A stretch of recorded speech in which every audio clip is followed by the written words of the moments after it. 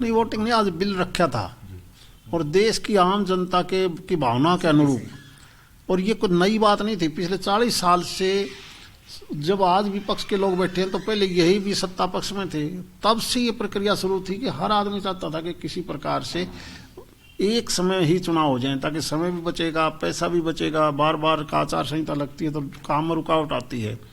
लेकिन हम हैरान हैं कि आज विपक्ष वाले कह रहे हैं कि नहीं, हम इसके हक में नहीं हैं। अब ये ज्वाइंट पार्लियामेंट कमेटी में भेज दिया जाएगा, सदन, दोनों सदनों के सदस्य मिलके जो भी वो कमेटी बनेगी वो रिपोर्ट देगी, फिर ये बाद में भी लाएगा दोबारा। सर, लगता है कि इससे देश का कितना फायदा होगा? बहुत फायदा। अरे यार, हर रोज का चुनाव में क्या देखते हो आप, कोई दिन तो नहीं टलता, कोई महीना नहीं टलता, कभी किसी प्रदेश का, कभी बाई इलेक्शन। इन चीजों से छुटकारा पाना जरूरी है ताकि समूथली केंद्र और प्रदेश की सरकारें काम करें। ये कहा जा रहा है कि कांग्रेस की तमाम दल कह रहे हैं कि क्षेत्रीय दलों को इसका नुकसान होगा। आप अपने आप कांग्रेस क्षेत्रीय दल मानती है अपने आप को, और क्षेत्रीय दलों को क्या नुकसान होगा?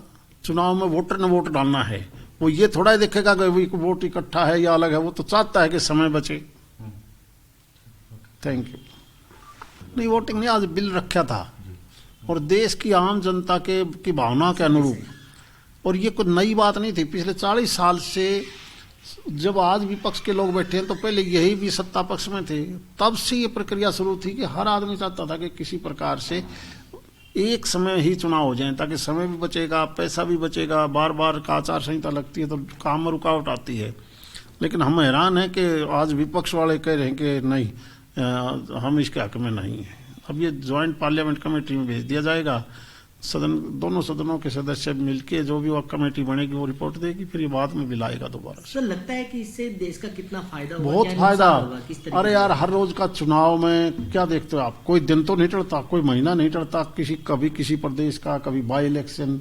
इन चीजों से छुटकारा पाना जरूरी है ताकि समूथली केंद्र और प्रदेश की सरकारें काम करें। ये कहा जा रहा है कि कांग्रेस की तमाम दल कह रहे हैं कि क्षेत्रीय दलों को इसका नुकसान होगा।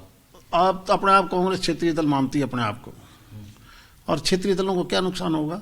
चुनाव में वोटर ने वोट डालना है, वो ये थोड़ा ही देखेगा कि वोट इकट्ठा है या अलग है, वो तो चाहता है कि समय बचे।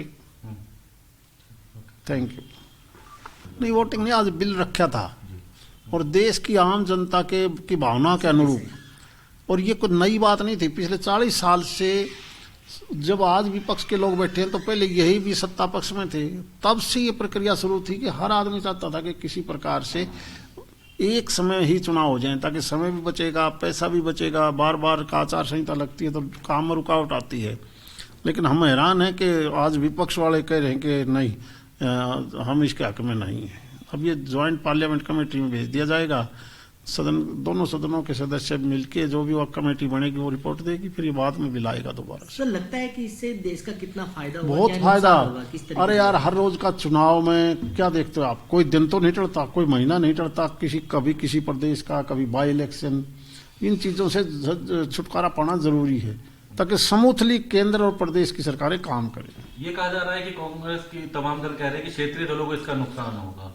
आप अपने आप कांग्रेस क्षेत्रीय दल मानती है अपने आप को, और क्षेत्रीय दलों को क्या नुकसान होगा? चुनाव में वोटर ने वोट डालना है, वो ये थोड़ा ही देखेगा कि वोट इकट्ठा है या अलग है, वो तो चाहता है कि समय बचे। Thank you.